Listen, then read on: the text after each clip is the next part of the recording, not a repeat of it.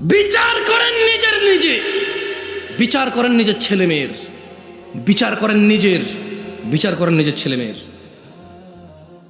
জাবের রাদিয়াল্লাহু আনহু থেকে বর্ণিত, তিনি বলছেন, ইন্না বাইনার রাজুলি ওয়া বাইনাশ শিরকি ওয়াল কুফরি তারকুস সালাহ, নিশ্চয় শিরক কুফরের মধ্যে পার্থক্য হচ্ছে নামাজ ত্যাগ করা।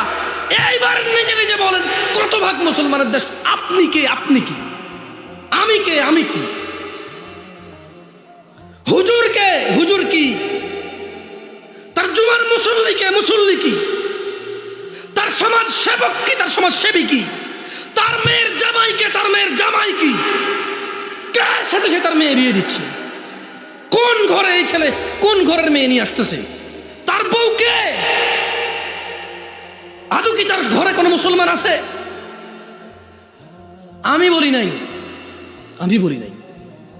জাবের রাদিয়াল্লাহু আনহু থেকে বর্ণিত, আমার সাথে বলেন, ইন্না বাইনার রাজুলি, জোরে বলেন, ইন্না বাইনার রাজুলি, জোরে বলো, ইন্না বাইনার রাজুলি, ইন্না বাইনার রাজুলি, নিশ্চয়ই একজন ব্যক্তি। তুমি একজন ব্যক্তি তো না? একজন তো তুমি, ঠিক আছে। এই হাদিস এটা বলতেছে, নিশ্চয়ই একজন ব্যক্তি।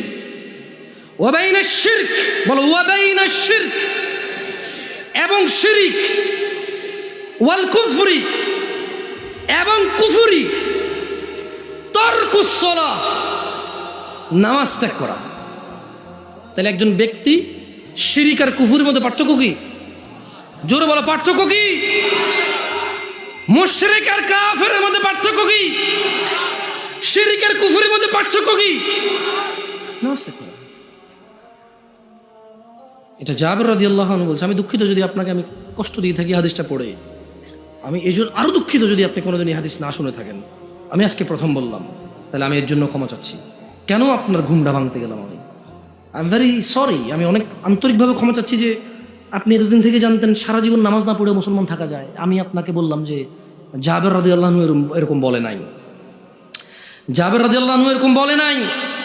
তিনি বলছে যে আল্লাহর নবী বলেছে যে শিরিক, কুফরি আর ব্যক্তি, মানুষের মধ্যে পার্থক্য হচ্ছে নামাজ।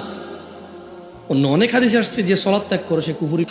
যে লোকটা খারাপ থেকে ফিরে আসে, ঈমান আনে, ভালো কাজ করে, তার আগের যত পাপ আছে আল্লাহ নেকিতে পরিবর্তন করে দেয়। নামাজ যেগুলো ছুটেছে খালাস।